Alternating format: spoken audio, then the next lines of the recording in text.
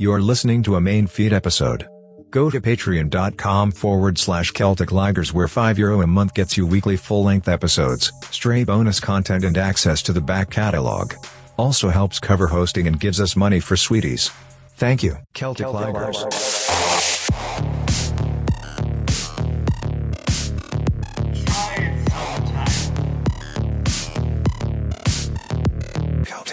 Recorded 29th of October 2025. You were looking up the best Belfast podcast. Yes. Well, I was trying to, yeah. What happens if you look up the best Dublin podcast? What comes up? Well, so I looked at the best Belfast podcast, and then my good friend Patrick Maguire, Rare Witch, boasting about that. He's appeared. I was kind of like just typing in his name to see which podcast he'd appeared on.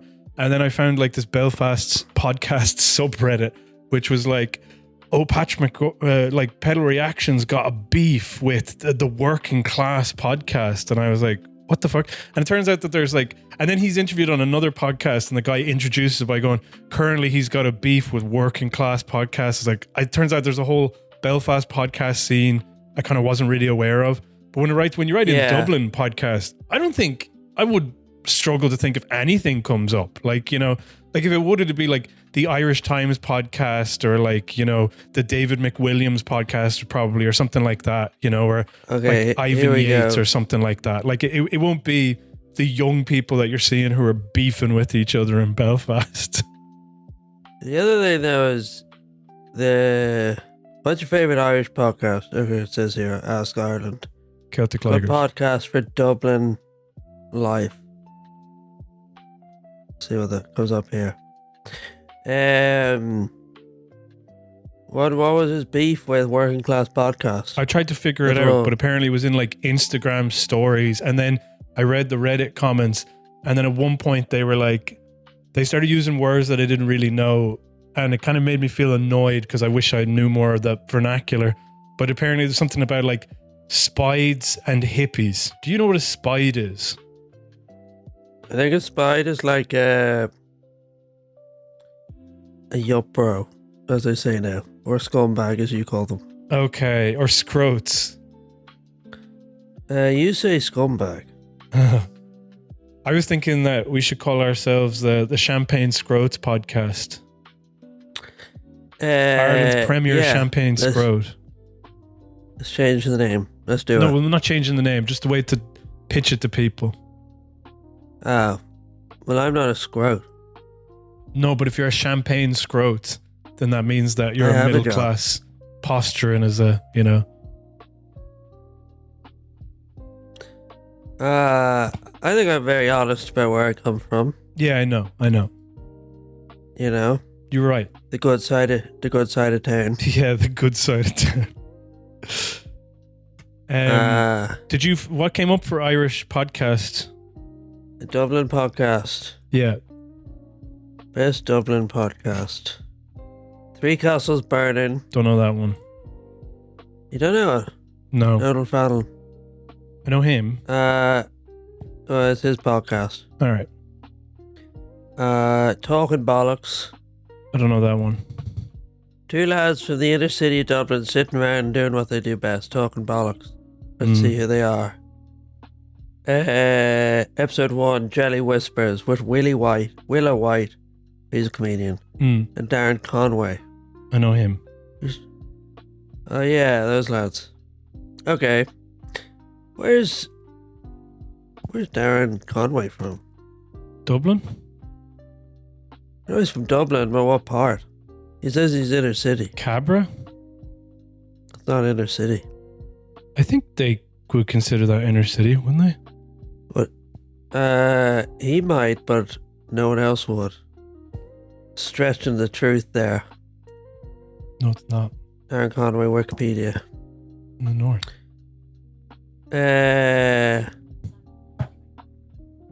No. Blooms and Barnacles. Don't know that one. Talking about James Joyce's Ulysses. Shut up. Fuck off. Get over it. Read a new book. Less snooty, more movie references. A Life in Dublin. Mark and Owen share stories from their own culture while also learning about more cultures around the world. Do you think, I was listening to people, somebody shared for the umpteenth time that Emmett Kirwan clip where he's on the Late Late Show going, it wasn't lads in tracksuits that ruined the country, you know, that shit. And I was like, do you think that there are like Dublin people who like appear in media and then they sort of code switch to like enhance their Dublin accent whenever they're making a point like that? That's 100% what happens. Yeah. Darren Conway is from Finglas. Yeah. That's not inner city Dublin. No. Liar.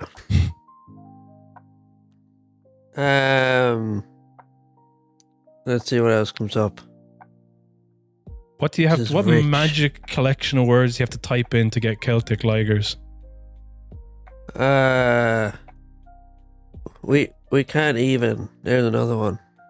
Are you serious? We can't even podcast. That's so crap. Yeah. Poor SEO, because when you look it up, you can't find the podcast. You can't even find the podcast. Can't even find it, man. Are you saying can't even find our podcast or can't even find...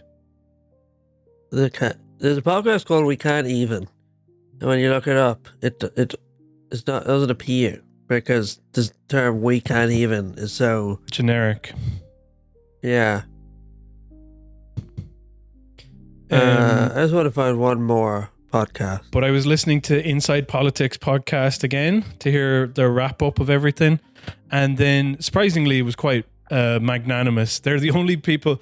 The podcasts are the place where I've heard people go, yep, it was decisive victory for Catherine Connolly. And what this means is that people like and respond to her policies, and everywhere else, print media, RTE, they've all been like, how did this happen? We don't know. We need to listen to 13% of the vote. But anyway, I digress. The point is that Aoife Grace Moore has a podcast with Colin Regan. Who's the mammy guy? Do you know him? No. Do you know him? He wrote that book about Irish mammies. And he wrote a book called Bollocksology, like talking bollocksology. No, it sounds like Colm O'Regan. Stall It. There's another one. Stall It podcast. At least that's a bit more We regionally need a specific. name like that. Why can't we be called like Scarlet? You know, Scarlet for you. for your mom. Scarlet for your mam's.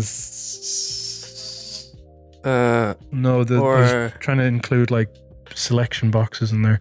I don't know why selection boxes and USA biscuit tins are so synonymous with a boring Irish influencer kind of speak. Yeah. What For me, about they're not really. your mum sells Avon? Yeah, No, I don't know what Avon is. What is it? It's like a type of milk or something? Moisturizers, basically. Makeup sort of stuff. I just want to find out who does I Can't Even podcast. And then we Can't can even move on. podcast. Clip that.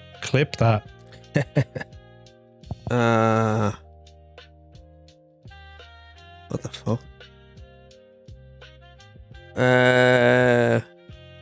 This can't be the right one. Braden and Leslie. No, I surely can't. Because when I heard can't even, I was like, that's very American. Would it not get, like, would there not be about 10 million, coming from Omaha, Nebraska? It's the Can't Even podcast, or Yeah. coming from a brownstone they wouldn't have a brownstone. But anyway, they'd be in like, in Or is it- Brooklyn, in Bed-Stuy, huh? Bed-Stuy, huh? There's another one by Jake Lawson and Sophia Stefanovic. Could be that one. Ireland. This is what I meant by poor SEO. Jess and Shane from Dublin. Cool. Who are Who they? are they?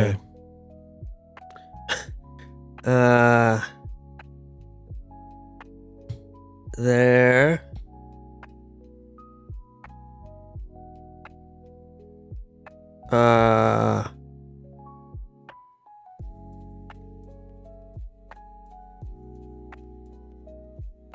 It's nothing like the only information is on their like AI review thing. Jess and Shane from Dublin, Ireland, discussed the day-to-day living in Ireland and its struggles of trying to even. And they have one episode, and it released in 2020, and it's called "Dating in Quarantine." I'm not sure if this was intentional, but did you know that Brian Butterfield has a podcast and there was one single episode released of it and then there was no other episodes released of it? And I was like, is that intentional? Yeah. Do you remember the Anchorman podcast? Not that I ever listened to it. I never listened to it either, but I think they interviewed Kamala Harris, didn't they? Was it going that late? No, because this was when this is in like 20, wait, I don't know. Let me look it up. Anchorman came out in what, 2006? 8. The Ron Burgundy podcast. When did it last release an episode? It was started in 2019. Yes, that's what I mean. So that they interviewed Kamala Harris when she was running her primary. Or in the whatever it was, the primaries for. I thought that was so funny. Yeah. And welcome back to the Ron Burgundy podcast. We are very excited to have one of the most esteemed guests that we've ever had on the show. Senator, former Motley Crue bandmate, and presidential candidate Kamala Harris. Kamala, thank you so much. It's great to be with you, Ron. Thank you. You know what? As soon as I said that out loud, I thought you weren't a member of Motley Crue, were you? Not in this life. Okay. Yeah. Do you play a musical instrument at all? You know, I actually joined America's favorite anchorman, continuing to delight audiences, comical musicals of Ron Burgundy, and his last episode came out. I bet it was like frighteningly recent.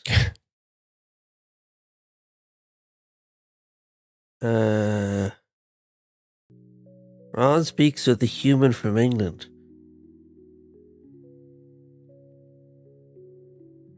Oh, I'd love to see that. I'm just trying to find if I even have that right about Kamala Harris. Jack Black. That doesn't make sense though, because he was in the movie as a biker. Oh yeah, is he like, I recognize you? I bet you that's what happens. See, season 5 trailer.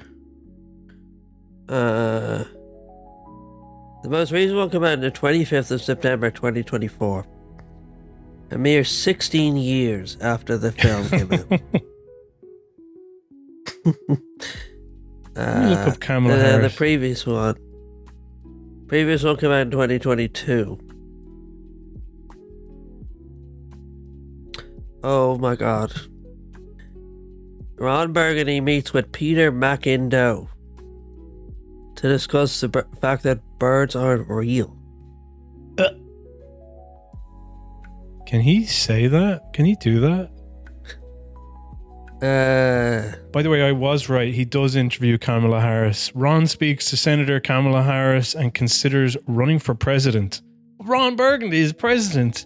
I didn't think Donald Trump would win, but like, anything's possible nowadays, really. I went on a date last night with an American woman. Never again. Yeah. But she was talking about Trump and she called him the Cheeto. Really? You should tell her about this interesting documentary I saw recently. It's called Idiocracy, folks. Look it up. Recently. Ron goes viral on TikTok. It's funny that in the Brian Butterfield podcast, he has like a fake sponsor and then he has like a real sponsor. So he'll be like, really? Brian Butterfield's mattresses. Well, you can rent a mattress for, whatever. And then it'll be like, NordVPN protects you from it. Just feels like this is a flaw in this of like talking about how stupid it is to promote all of this tat. Have you heard of the Man Grate? Yes. You have?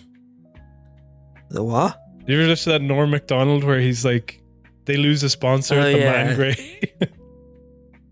I don't know whenever he goes to Nick Swartz and is like, all right, well, Father's Day is coming up. You could give it to your father. He's like, he's dead. Was your mother alive? And then he goes, no. He's like, is anybody in your family fucking alive?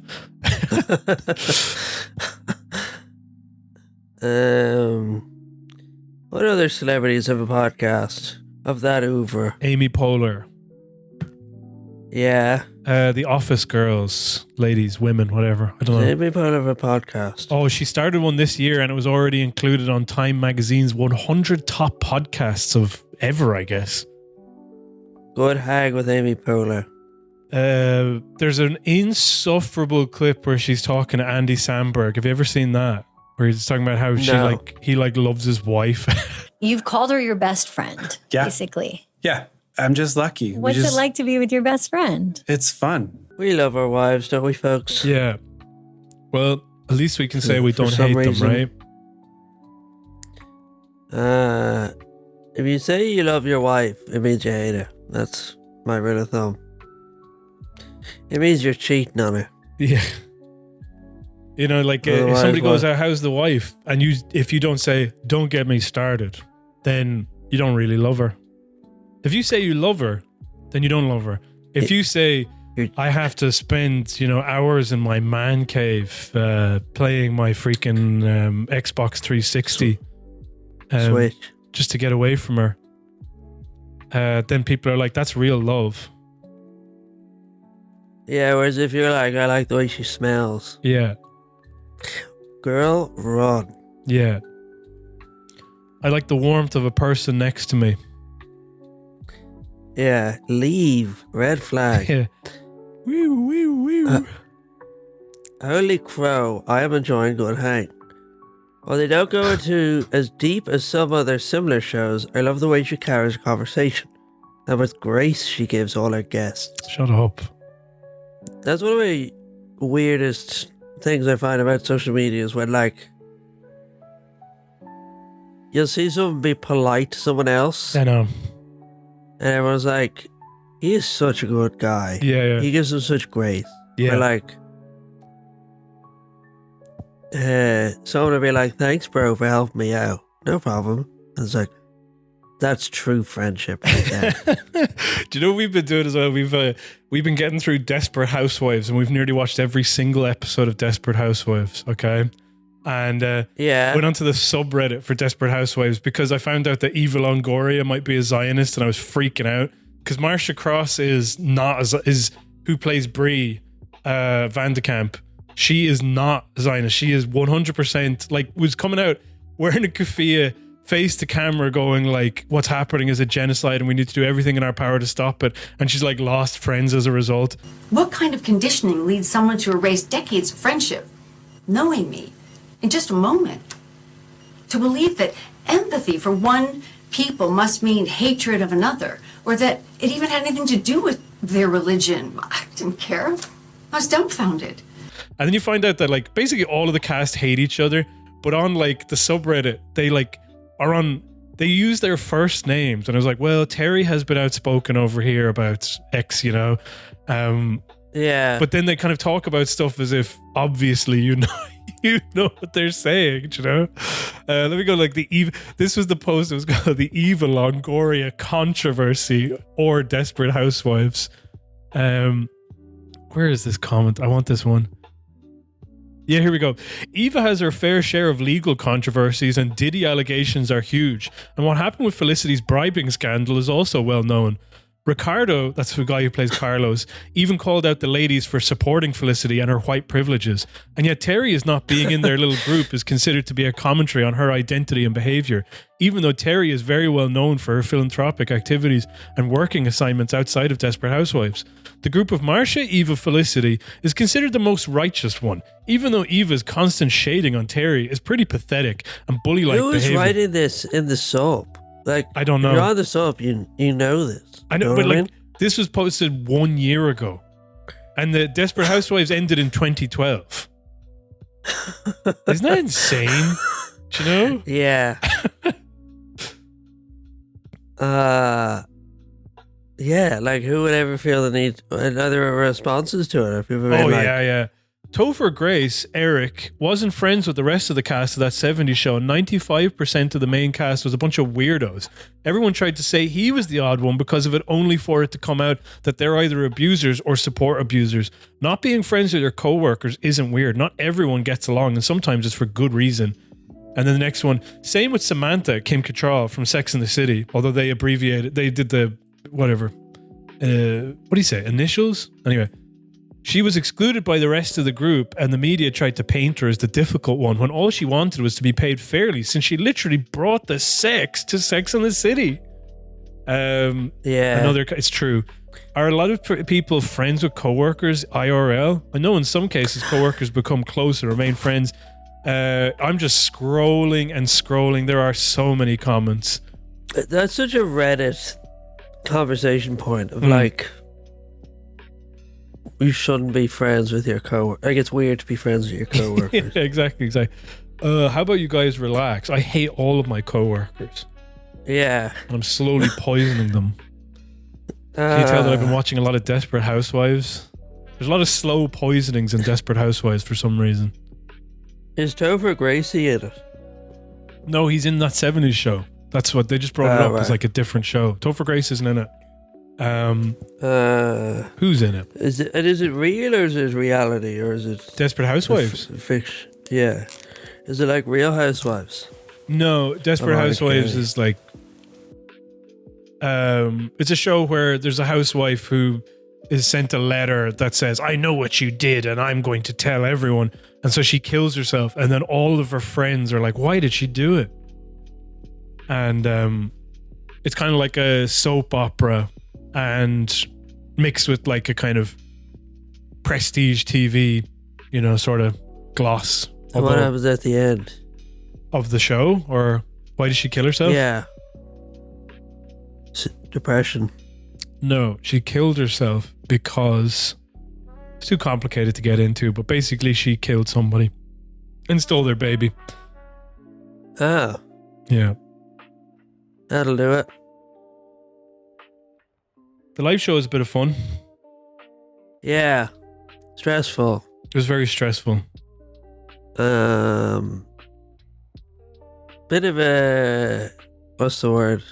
Anticlimax afterwards. Do you think? Yeah, a bit. Why? What?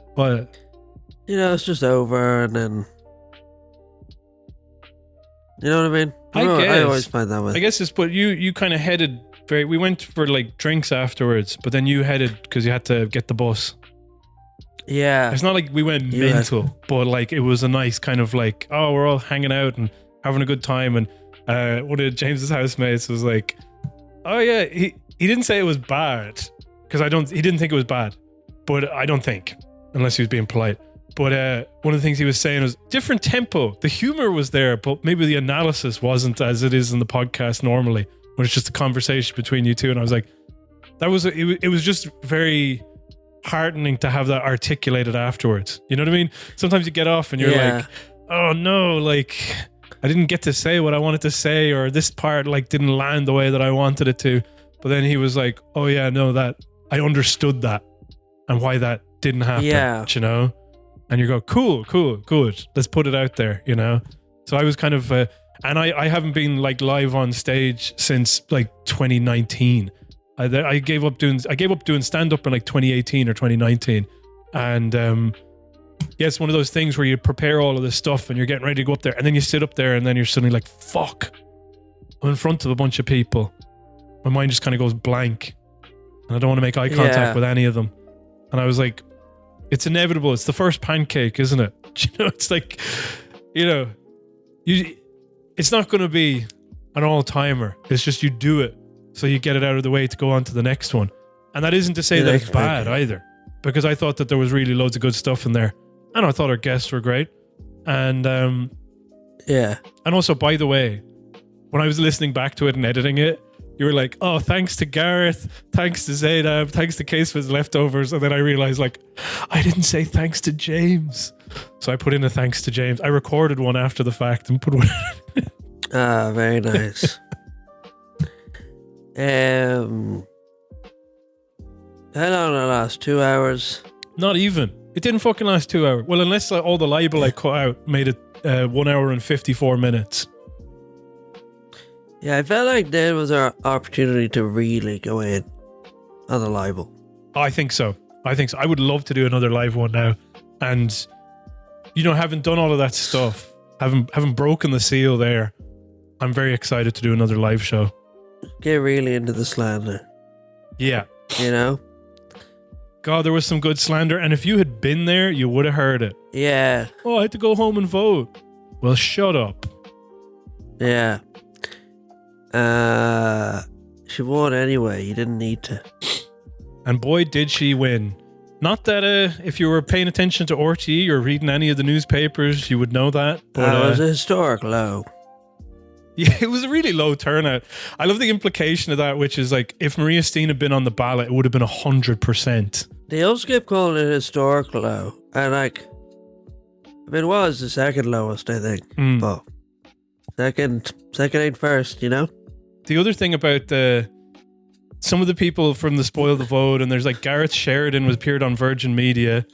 There's a Virgin Media, they had Ireland AM, and it was Ireland AM. Yeah, the people they had on are insane. Like, no left-wing people. Well, they had on one woman called Liz Carolyn, and Liz Carolyn is like, she seems to be just an old-fashioned sort of, like, the way when Mary Robinson might have won, then people were like, what a day, or like repeal won, and they go, or marriage equality, and then they'd say things like, like the verdict is so decisive that we can talk about it as in like, well, the public have spoken and they ran a great campaign and all this sort of stuff. So she's talking like that, and everybody else on the couch is like, what the fuck are you talking about? So they've like John Lee, who's the editor of the Daily Mail, and he just goes, like, at one point, Liz Carolyn says, well, it was that video of the Keepy Uppies, and I think that kind of undermined the kind of way that her detractors spoke about her, because they would say she's kind of some threat to democracy or she's evil, but when you see her doing stuff like that or interacting with the public, it kind of just puts play to that. And then you see John Lee, and he looked like he was having a stroke. His face, he was like biting his lip. He was like, his foot was tapping. His face was redder than usual. He's written like several articles. He's been going fucking nuts about this. But John Lee was basically saying that. He was going, I don't think so. And he basically was just saying, whatever. So this person just wanted to talk normal about the election that happened and the results that were had. But all of these people are like, no, I don't want to do that. Well, and if you look at the Keepy Uppy video, right, which I think will be in the kind of, in the kind of campaign history books, that was so effective because it underwrote the opposition's criticism of her. They were trying to paint her as this kind of lefty, loony, whatever else it was. And there she was, this kind of, this dynamic woman able to do something. It really, really humanised her. I think that's why it broke through. Whether the opposition succeeded and they didn't succeed in painting her as a lefty loony is beside the point. As I said at the outset, this candidate has expressed views and policy positions that no other candidate in our electoral history would have gotten away with. Gareth Sheridan was on, okay? And he was talking about how, like, oh yeah, no, she did well, and it was fair play to her, and she ran a good campaign. But I just want to wonder about those 13% who don't feel represented. And he's like, and then when you combine that with all the people who didn't vote, then that means that there's a lot of people who didn't feel like there was any candidate on the ballot. And I was like, you can't have all the people who didn't vote. Do you know what I mean? Like, you can have, like, at best, the spoil the vote people. But you can't say, like, all of these people didn't show up to vote because they just didn't like anybody on the ballot, you know? Yeah. The whole focus on the spoil the vote thing is driving me crazy. Like, it's so obviously just... I've said it before, but I was like, they're just buying into it. Yeah. And I said it before the podcast. It's like before the election, the right wing are just gonna like be like, oh, every vote. There's always like, 5 or more % that's spoiled just because people don't know how to count or whatever. And the right wing are always going to take those, like they're just going to add those on. Yeah. And now the media are just like, oh, that 13% who were part of the Spoil the Vote campaign, who believe it's not democratic. Like, it's just completely buying into a right wing narrative, So can't she just have won? Yeah, I know. But you see Simon Harris and Micheál Martin, who were like, yeah, we do really need to reconsider how the nomination process. And I was like, why are you saying that? You are guaranteed to get somebody on the ballot. The only reason you're saying this is to cater to these horrible racists, okay? And it's the same thing that happened with, do you remember, like, so let's just take these 3 referenda. You got marriage equality, you got repeal, okay? And then you got the family and care referendum, okay? So, like, family and care, it basically, they were like, we're going to change this archaic wording. Or care in the family in the home, whatever it was, I can't remember. We're going to change this archaic wording. And then they're like, okay, but you're going to do it so that like disabled people, carers and disabled people are kind of accounted for. Well, you'll have to vote and find out. You know what I mean? Kind of like they were being so cagey about it. Then Varadkar came on and he said, we do not have an obligation to look after people. That's not the state's responsibility. Yeah. Okay? So then you have the guaranteed right-wing vote who are always going to, like the Catholic freaks who are always going to go out there and vote like to retain that archaic language, okay? And then you have this other people who are like, well, actually, like Catherine Connolly, for example, who says, I spoke to these activists and I realized like I'll stick with the language that I know as opposed to this one that I don't know. So she voted no. Yeah. Heather Humphreys did not vote no, but that didn't come up like at all during the campaign. But anyway, the point is, they took the results from that, and that because that one was like, oh, it's like 60% believe that. It's like, well, I guess 60% of people in Ireland are like horribly right wing and evil, okay? Yeah. And we need to figure out how to cater to them, you know? And then you have like, but then when it's like with repeal and with marriage equality, the citizens' assemblies were pretty crucial, particularly with repeal. And what they learned from that was like, we need to get rid of citizens' assemblies. We need to do, because I want to get rid of the triple lock, so I'm going to do my own little kind of anti-neutrality whatever around the place. And then they have this result where it's like 63% voted for a left-wing candidate, okay? And they're going, we need to pay attention to this fucking rump of psychopaths, okay? Yeah. It's interesting as well because in the lead up, there's so many articles that were like, this is a referendum on neutrality, essentially, you know? Yeah. And I haven't seen too many articles since being like, okay, I guess the Irish people want neutrality. That's the thing. That's the one that's driving me insane. Because I've heard like Pat Leahy or John Lee or there's like any number of pundits, and then they'll go like I think Naomi O'Leary wrote this as well, that like her kind of like opinions on foreign policy are kind of crazy, but people voted for her despite that. And you're kind of like, no, they voted for her because of that. You fucking like, why? Like they just have like, no, there's something wrong here. I don't like her. So the other reason people like her is because, I don't know, she was good at social media. They hate the government of the day. It was the budget. It was like, it cannot be anything she said that they liked, okay? And then the other thing about it is, that is not being said at all, is like, one thing that maybe can guarantee, this is really lib of me, but anyway, one thing that can guarantee people voting for you is if you propose something. If you say, I am going to do this. Do you know what I mean? And this is what I stand for, and I'm advocating for something. Like, propose, like saying that you're going to do something inspires more people to vote for you, as is proven by not only Connolly, but also the Spoil the Vote campaign. You should spoil your vote because it will send a message to them saying that you don't like this thing, okay? Whereas Heather Humphreys was like, don't vote for her because she's a provo. Don't vote for her because she's Putin's puppet, okay? Don't vote for her because she's a rape apologist. Just never presented anything, do you know? Yeah. Anyway. What do you think her nickname is going to be? Connolly.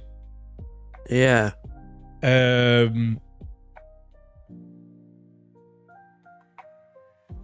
What's Michael D's nickname? The gay fella. The gay fella. Then I guess the Catherine Connolly would be the gay lady. What do they call Michael D. Higgins? The leprechaun. Miggledy. Catherine Connolly reminds me of Series 10 Peter Capaldi in Doctor Who.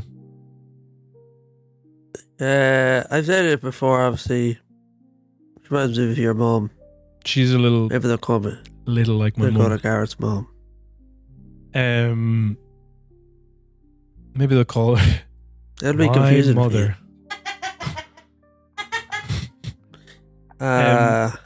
Did you see any of the spoiled votes? Did I put any of them up for you? I refuse to engage with this spoil the vote thing. Okay, fine. You know, there are some really funny ones. One of them is like voting for Donald Trump, but like not like I'm voting for Dustin the Turkey or Donald Trump. It's like Donald Trump, come and save Ireland. Yeah, it's just too much of like a media thing. You know what I mean? Yeah. For me to engage with. Like I know it's just like the media like it too much. Yeah. Because they couldn't get Maria Steen to write about, so they're like, oh, we can write about this. These bunch of nutcases. No, Maria Steen has written some stuff about it, and she's been interviewed and all this. But like, they didn't get her, is what I mean. They didn't get her, right. I mean, the other one is that on the day, it was so... Do you remember when like Bernie Sanders won some primary and then there was a guy, I can't remember his name, he was some newscaster, he's like, it's over, and he compared like Bernie Sanders to like Hitler invading like Poland or something. He was kind of talking about how like and then he got fired basically. But anyway, did he had to step down, which now he wouldn't, but then he did. But anyway, they'll go around and they'll be like interviewing people on the street. Oh, who'd you vote for? Catherine Connolly. And then it was like, how are you happy with the results? Oh yeah, I'm delighted. I think she'll be a really good president. And, you know, I really liked what she said about neutrality. And I really liked what she said about this, that, and the other. And then they'll cut back to the studio and David McCullough looks like, you know... head in his hands. He's like, okay, well, it's over now. We're going to the count center. And then another funny one was when Micheál Martin was like, not even going to fucking show up. Yeah. And I love like... I think he only turned up because he realised he'd be the first Taoiseach not to ever turn exactly. up. It wasn't even his backbenchers. It was like, no, I don't want to be the first to do something shitty, do you know? Yeah. Like... Just so like notably shitty. Yeah. You know? And he was there and he was really angry. He was absolutely seething. Yeah. Like I saw a picture of Hawley behind Mary Robinson. Right. And compared to Micheál Martin, he was like beaming. Yeah. You know? Yeah. I like the other one was that what was I going to say about Micheál Martin heading to Cork? First he was in Cork. Was like he was like out to be an RTE. I think the thing about it, you're the Taoiseach, so whoever wins, you're going to need to be in Dublin Castle. You knew the date, like. Yeah. So like, the fact that you were like, I would need to be in Cork that day. Why? Clear your fucking schedule. It's the president. Yeah. And you're acting like it's normal. It's like everybody knows that you're just so petty. Like you're so petty, and you're also like, I guess he's just like, he really sees the triple lock, like abolishing it as just slipping slowly out of his grasp, and he's getting furious. But first of all, a woman won, so he's not gonna like that. No. And then the triple lock. Actually, what did he say? Did he make a little speech? Yeah, I have a little video of him being interviewed. He's like, I'm going to send you to war, Catherine Connolly. Yeah, because your president doesn't mean he can't be in the army.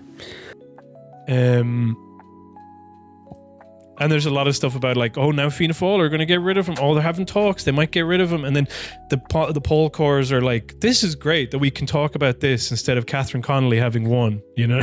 Like, yeah, I don't say this, he'll probably get knocked out tomorrow, but I feel like he's not going anywhere. Not for the immediate future, I would say.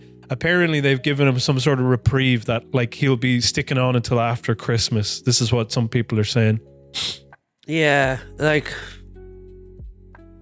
it just is. There's no part of it is like he's not strong enough. There's no strong enough successor. Yeah.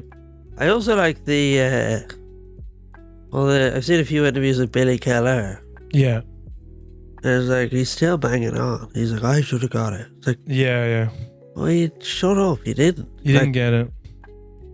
It's amazing that they like lose and they're like you know, like Geldof like didn't even seek the nomination. Conor McGregor didn't get, you know, all these people, and they go like, geez, I would have walked it. I would have done really well. And I was like, why do you think that? You know? Yeah, but at least Bob Billy Kelleher didn't have that high a profile. No, it's not like, you know, say it was like your man Jim O'Callaghan. And he was like, I should have got it. You'd be like, well, I guess you have a big profile or something. Yeah. You could see why, but we're like Birdie, you know? With Billy Kelleher, it's like, who are you? Yeah. Why are you? And then there's also another guy, Sean Kelly, for Fine Gael, and he was like, I should have gotten it. And then you hear him talk, and you're like, why did you think you were going to get it? Listen to your voice. You're never going to get it. Yeah. He also has very small feet. I've said that before. Oh, yeah, you did, yeah. He does. And they're the same people. I mean, this is the other thing about it, is in like Billy Kelleher, they're like, Jim Gavin is obviously just bad because he's not a politician. There's something to be said about like actually having served in government or talked to the media or done the job of a politician to like run for office, do you know?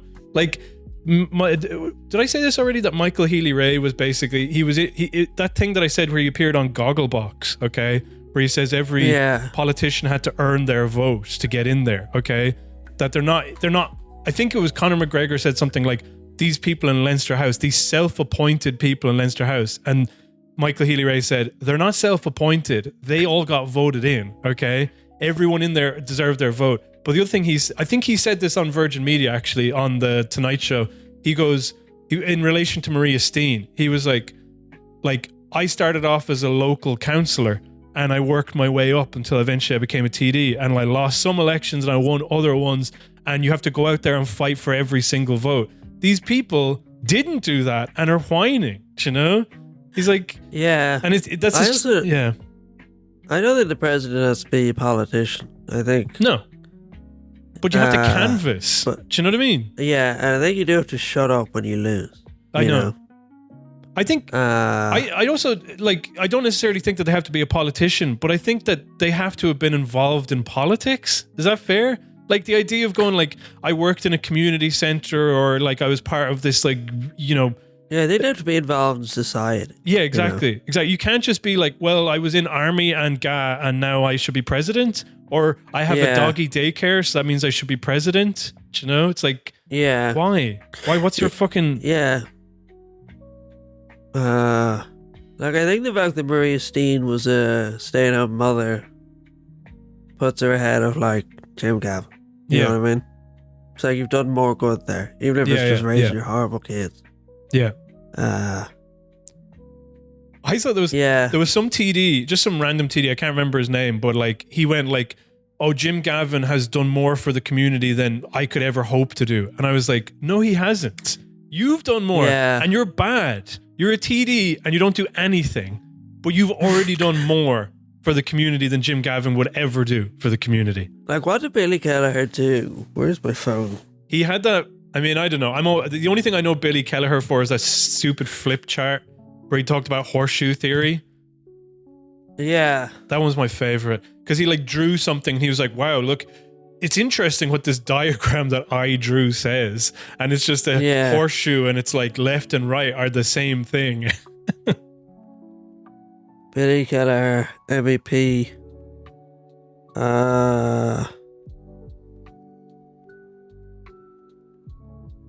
See. That's nothing. Political career. Nothing. Minister for Enterprise. That's nothing. Opinion poll in the Irish Times. Nothing.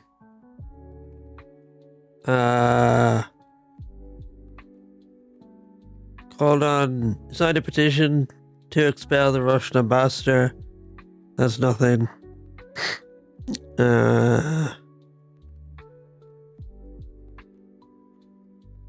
Yeah, he did absolutely nothing his whole life, and now he wants to be president. Crazy.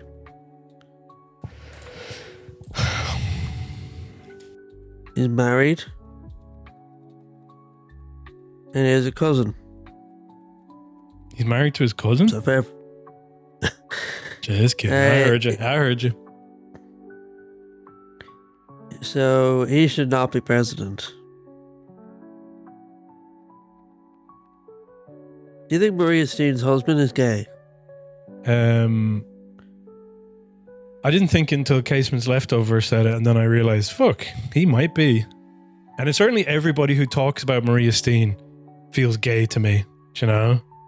Like, she's spoken about like Judy Garland or something, where it's like, she is an icon. She slayed with that bag. Like these fucking racists. Like one of the spoiled ballots, somebody drew the handbag that she had onto the ballot. I was like, she bought it with their own money. It's like, you people are fucking insane. You know, the Trump guys who are like, woke has gone crazy. And then they'll have like Trump going like, you simply must see Cats. It's original, you know, with its original cast. There's nothing like it. It's like, her husband dresses so well, though. Yeah. I'll give him that. Did you see, I don't want to be jumping ahead, but did you see Mick Wallace's post after Catherine Connolly won? That was so wild. Like, he's such an idiot. Like, I know. John Lee was going mental about it. Who? John Lee from the Daily Mail was fucking losing his mind. I really do. They really must have like... There was one dedicated staffer who just kept Mick Wallace's phone away from him. yeah. And then the election ended, and they're like, okay, here's your phone back. And he's like, wait. Here's his stupid AI video of Catherine Connolly, like, pulling out a balaclava and raising a gun. Raising like, an it's AK. so, like, incomprehensible. And then she screams up the rat with the mouth that's over the balaclava. Yeah. And he's just like, that's sick as hell. Like, that's so funny. Candidate. It's like, who do you think was running? Like, why did you support her? Like, just that interpretation is so far from reality. And we've been like chroniclers of Irish dad jokes, where if you like, and I'm not saying about like, oh, Irish dads do the silliest jokes. What I mean is the most bizarre, where it's like, you go, what do you mean by that? It's just a joke. It's just a joke. Yeah. Like, that's what, if you said that to, you know, Mick Wallace, you'd be like, why did you post that? It's just a bit of a laugh. But what does it mean? Like, what does it mean? Actually, sorry, another good example of that is honorary dad Ailish O'Hanlon. Did you see the headline that she wrote in the Irish Independent? We've had 14 years of a John Lennon presidency. Now along comes Yoko. I did see that. Yeah. What does that mean? That was such a... What does that mean? Let's have a think now. What could that mean? And then we have to go to Miriam Lord. You know, Miriam Lord as well, of another example of like, I'm putting in the clip again from Father Ted, where they go like, I always thought that if Joyce and Yates were in a room, there'd be a hell of a fight for the last piece of black pudding. You know, where you're like, what does that mean? What are you talking about? What could that mean? Yoko John... Michael D. Higgins, is John Lennon. Yeah. So John Lennon is like a musical genius in that comparison. He's kind of like a popular peacenik guy, and then See, the thing is, the problem that happens is that, so we're supposed to look at John Lennon and Yoko Ono like separately, as in like Yoko Ono is sort of inferior to John Lennon, okay? But like... And she like ruined... Yeah, that's what I'm saying. This is where it confuses it, because the thing that Yoko Ono is famous for is breaking up the Beatles, apparently. Do you know what I mean? Yeah. So like it's meant to be like she came into the mix and ruined something that was good. Whereas I think what Eilish is trying to say is both of them are cut from the same cloth, but Yoko Ono is clearly inferior to John Lennon. Yeah. I think that's what she is trying to say. And I would have said we had a Paul McCartney president. Yeah. But now we have a James McCartney president. We had a Paul McCartney president, now we got a fucking George Best president. James McCartney is Paul McCartney's son. Oh, no, that's actually much funnier. Apologies. No, I shouldn't have doubted you. I thought James McCartney was just some guy I don't know. Which is true. They really... have you ever seen him? He's like... Yeah. We've actually talked at length about how ugly Paul McCartney's son is. He's so weird. I've realised something about myself where I have no ability to spot spot intellectual disability. Right, yeah. So, you know, I've sent people videos being like, this guy's acting crazy. Oh, well. But does James McCartney have one? No, he doesn't. I don't think so. Paul McCartney talks to him like he has one. Yeah. You know? He's always err on the side of caution, but I'm pretty sure he doesn't. Like, there's a video and he's like, James McCartney's doing a gig.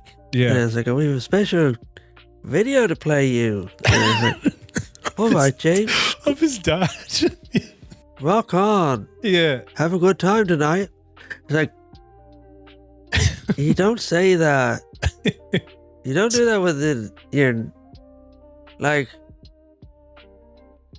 if before my gig, someone's like, we have a special guest for you, your dad. Yeah. I'm like, oh, my dad's here. You know what I mean? Yeah. And then also nobody would be like, you know, oh, James has a gig. And then go, not you, James McCartney. James got a gig. He's like, oh, very good. Oh, when's it on? Where are you playing? Oh, that's a great venue. Oh, I've played for them before. They're great. People do say that to me.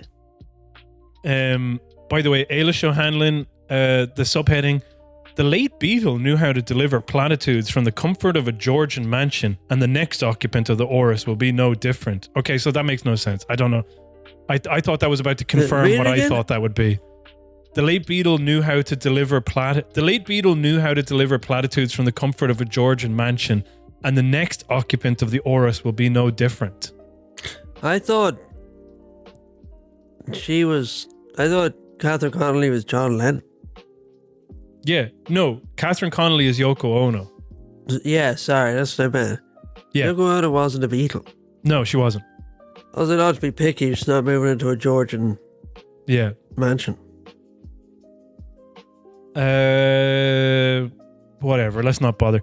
Miriam Lord, though, I will, because I heard like a bunch of people reading out, well, Miriam Lord said in her article today, and then they at the Count Centre, and they asked like some Labour person, like I think it was like Ivana Bacik, about like, what do you think about Miriam Lord said in her sideways swipe against Labour in her column in the Irish Times? And then she goes, well, I love Miriam Lord, she's very funny. I was like, lies, that's not true. What? Do you know the thing where we've said this as well, but like the whole thing about like what she's engaging in is a type of writing known as farce. Yeah. So whenever she's making a point that sounds dunderheaded, then that's a joke.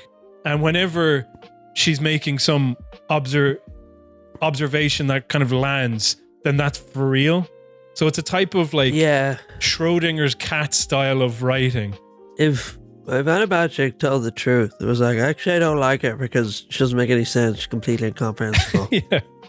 Yeah, then she will get the response like, it's only a joke. Yeah. You know? Guess you can't take a joke. It's like, no, I don't understand the joke. Yeah. That's the issue. Should we say our winners and losers really, and try and be genuine about this, winners and losers, and then compare it and contrast it with the various winners and losers columns that have been released? So we got Fionnán Sheahan's winners and losers, Miriam Lord's winners and losers, and then I think John Lee has a column about winners and losers as well, or just what we've learned. But two is enough. Two establishment pundits saying who the winners and losers of this are is enough. Okay, my two winners are Catherine Connolly. Yeah. Because she won. She won. And my second winner is Maria Steen. Okay. Her best dressed, and then for her. She also managed to raise her profile. Yeah. In an extreme way. In a completely unearned way. So my losers are Michael D. Higgins. Yeah. He lost. Because as we know now, when you leave Orison Uachtaráin, they put a bolt gun in your head. Yeah, so he's not only losing the election, he lost his life. Soon to lose his life. Yeah. He must be mad for having to move house. How old is he? 85? He was in hospital there recently as well. Yeah. For an infection. Yeah. Really? Yeah.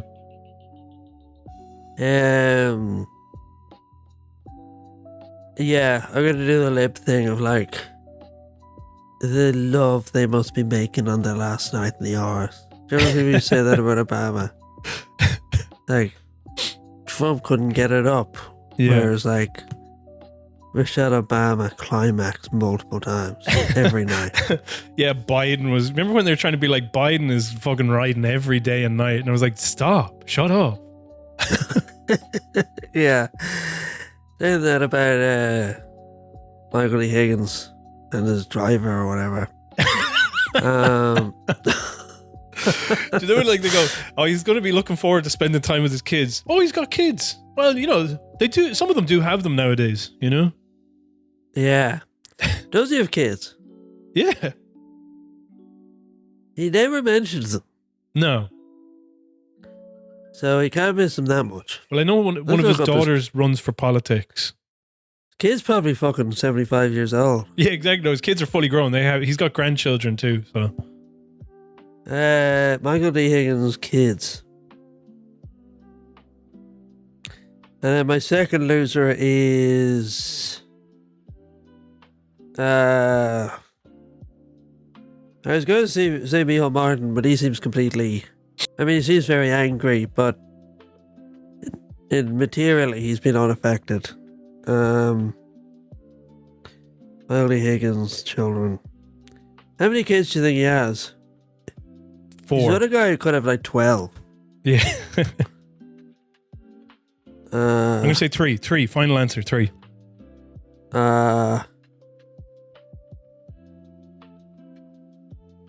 going to RSVP.ie. Michael D. Higgins and his children. His rarely seen twin sons. His daughter Alice, Mary. Yeah, I remember her, yeah. And his son Daniel. Shit. Fuck. You're wrong. How old are his kids? Which one's the one running? Alice. Mary Alice. My name is Mary Alice Young. When you read this morning's paper, you may come across an article about the unusual day I had last week. Normally, there's never anything newsworthy about my life, but that all changed last Thursday. Alice Mary. Alice Mary Higgins' Higgins, age. sorry. She's 50. Yeah. It's old enough. I love when you see the, 100-year-old dad and his daughter's there and she's 75. Yeah. I love that. Yeah. Having like fully grown grandchildren. Yeah.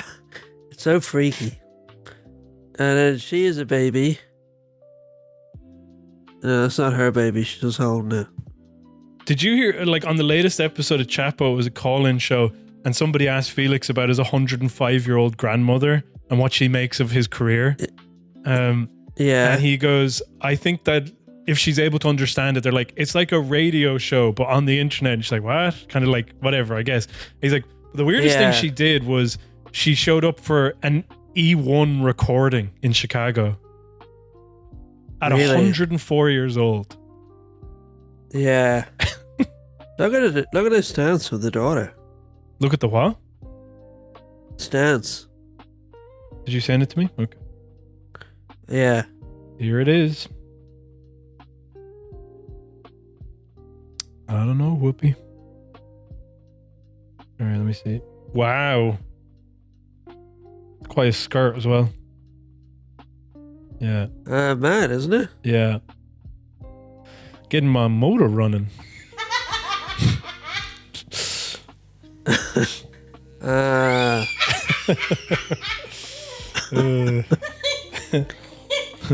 the skirt that's getting your motor running. So who are my winners? That'd be Catherine Connolly, Mary Lou, and then my losers. That can't be. Huh? That can't be the son. Yeah. I think this is his son. I think I have the wrong guy. It's a good picture anyway. Send it to me. I'll have to send you that picture of that guy that I found who was supporting Heather Humphreys as well. Oh, God, that's good. I love photos like that. I love that shit. He's like, that can't be his son. But who the fuck is that? These are like Michael D's kids, maybe. That guy might be, but it's probably not. But that is... He's too crazy looking, isn't he? And my losers would be John Lee. I'm going to have multiple losers. What up? Like that. You're just imitating. I thought you were going to take a picture of me and then send it to me. Like, look at this fucking loser. Good gag. What's up? Zainab wants to say something. Can we talk about part of the winners are the babes that are Catherine Connolly's son? Oh yeah, part of the winners are the babes that are Catherine Connolly's sons.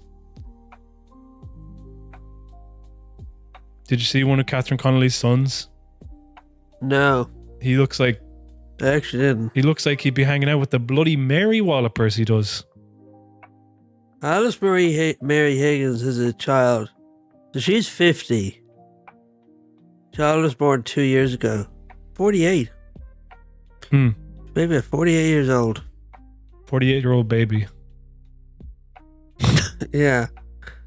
What do her kids look like? Catherine Connolly kids. Loser. For me, it would be, like I say, John Lee, Micheál Martin, definitely Micheál Martin. You only get 2. I only get 2? Yeah. All right, well then let me think quickly. Losers would be... What I'm going to say John Lee and Connolly. Micheál Martin. I'm going to send you a picture of Catherine Connolly. But you have to send me a picture of her kids. All right, hold on. Are you going to show me the one where they're kissing her on her cheeks? Yeah. Yeah, that was the first one that came up for me as well. I told him that photo would come back to haunt him. That is such a weird photo. Like, that would be like, please, why did they do that? Why on earth? Yeah. Where is this photo now of them showing? Oh, here we go. I send this to you. Where's this photo? Oh, here we go. Looks like one of the bloody, I've already said it's slightly, but it's a variation of one of the bloody Mary Wallopers going to court. Yeah. Yeah, he's a real type. You know he's from Galway. Yeah. Actually, he looks like he's from Dundalk. He does look like one of the Mary Wallopers. The beatboxing one. You guys could do it, a beatboxer, right? Or he plays the... What's that box you sit on that they love in Galway so much? I know what it is. I can't remember. It's like a drum thing, though, isn't it? They love that. Yeah. What? It's like a drum thing. Yeah. The Cajone or something. The Cajone. I sent this tweet into the family WhatsApp about, Man in the black pajama says, I think the president should always be someone from Galway since the job involves doing nothing joking around with tourists and acting vaguely artistic. They are perfectly suited to it. And I put that in the family WhatsApp and my dad said, Gareth for president. That's funny. Yeah. He burned you. He got me, man. But I did think all of a sudden, I was like, fuck, that is not like, that's true, I should be president. More like, why can't I be that anymore? Why am I not allowed to be what I am, which is a man from Galway? Live off the dole and make little comics and throw them up and have a podcast, you know? Winners and losers. Which one do we read first? We read Miriam Lord or do we read Fionnán Sheahan? That's the end of the free bit. Go to patreon.com/CelticLigers where you can hear the rest of the sore loser talk from Miriam Lord and Fionnán Sheahan. Also about famous winner Jeremy Corbyn coming to Dublin to tell the Irish left what to do next. Thank goodness.